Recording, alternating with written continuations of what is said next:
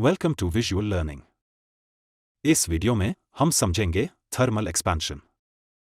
जैसा कि हम जानते हैं कि हर एक ऑब्जेक्ट मॉलिक्यूल्स से बना होता है, चाहे वह सॉलिड हो, लिक्विड हो या फिर गैस। जब हम इन्हें हीट सप्लाई करते हैं तो इनके मॉलिक्यूल्स हीट एनर्जी गेन करते हैं और वाइब्रेट करने लगते हैं, यानी हीट एनर्जी काइनेटिक एनर्जी में कन्वर्ट हो जाती है। वाइब्रेशन के कारण मॉलिक्यूल्स के बीच की डिस्टेंस बढ़ती है, जिससे उस सब्सटेंस का एक्सपेंशन होता है। आसान शब्दों में कहें तो उसका वॉल्यूम और एरिया इंक्रीज होता है। इस पूरे प्रोसेस को हम थर्मल एक्सपेंशन कहते हैं। यह प्रोसेस सब्सटेंस के तीनों फेजेस सॉलिड, लिक्विड और गैस में होता है। इस वीडियो में हम खासकर सॉलिड के कॉन्टेक्स्ट में थर्मल एक्सपेंशन को स्टडी करेंगे। तो चलिए इसे डिटेल में समझते हैं। Thermal expansion in solid. अब जैसा कि हमने समझा कि सॉलिड एटम और मॉलिक्यूल्स से बने होते हैं। नॉर्मल टेम्परेचर पर इनके एटम या मॉलिक्यूल्स एक दूसरे से फिक्स डिस्टेंस पर होते हैं। जब सॉलिड को हीट सप्लाई किया जाता है तो एटम या मॉलिक्यूल्स वाइब्रेट करते हैं और उनके बीच की दूरी बढ़ती है, जिसके कारण सॉलिड एक्सपैंड करता है। थर्मल एक्सपेंशन तीन टाइप के होते हैं। First, linear expansion. Second, area expansion. Third, volume expansion. आइए अब इन तीनों को एक एक करके समझते हैं। First, linear expansion.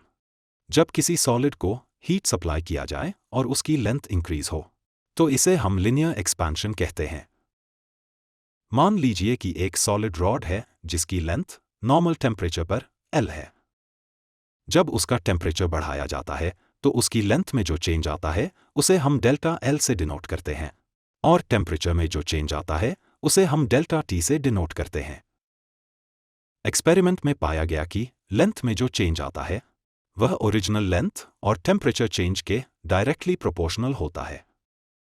इक्वेशन को सिंप्लीफाई करने पर एक प्रोपोर्शनैलिटी कांस्टेंट अल्फा मिलता है, जिसे हम कोएफिशिएंट ऑफ लिनियर एक्सपेंशन कहते हैं। Second, area expansion. इसमें हम S को ओरिजिनल सरफेस एरिया मानते हैं और डेल्टा S को सरफेस एरिया में चेंज मानते हैं जो टेम्परेचर चेंज होने पर होता है।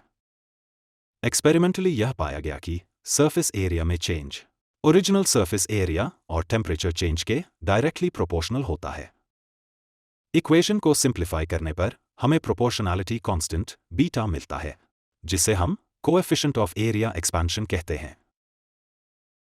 Third, volume expansion. इसमें हम V को ओरिजिनल वॉल्यूम मानते हैं और डेल्टा V को वॉल्यूम में चेंज मानते हैं जो टेम्परेचर चेंज होने पर होता है।